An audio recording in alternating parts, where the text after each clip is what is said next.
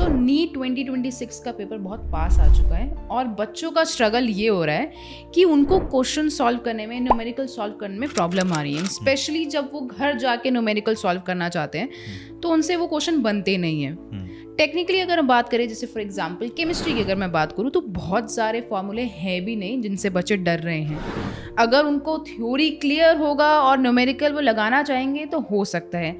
आप फिजिक्स के बारे में क्या बताना चाहेंगे? देखिए मैम, 3 स्टेजेस हैं।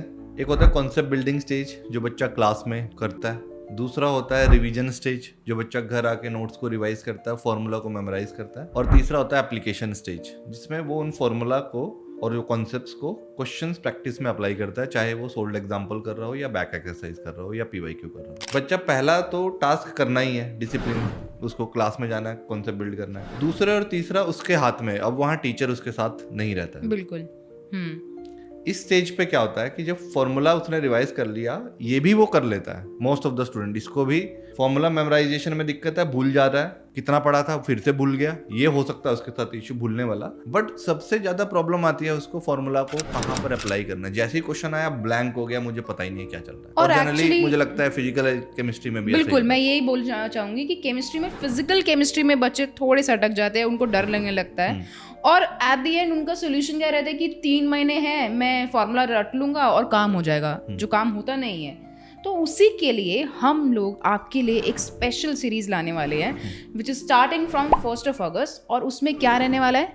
देखो, ये सब सीरीज ना बच्चों की तरफ से ही डिमांड आई है। पहली बार बिल्कुल, सबने बोला है कि मेरे को फॉर्मूला याद नहीं हो रहा और क्वेश्चन नहीं बन रहे, मेरे को सब थ्योरी व्यूरी रट जाता है। नीट में ये है कि बायो में मोस्टली थ्योरी रहती है, फिजिक्स और केमिस्ट्री में जा करके वो थोड़ा सा पेन एरिया बन जाता है। हम करने क्या वाले हैं ये यूट्यूब सीरीज में, हम आएंगे, मैं आपको एक फॉर्मूला दूंगा, उस फॉर्मूला को जो है कहाँ पर आया था वो बताऊंगा आपको, किस चैप्टर से है, और उस पर एप्लीकेशन कराऊंगा कि ये 3 टाइप के क्वेश्चन इस फॉर्मूला से बनते हैं। फिर we will pick the next formula, उस पर जितने टाइप के क्वेश्चन बनते हैं वो करेंगे।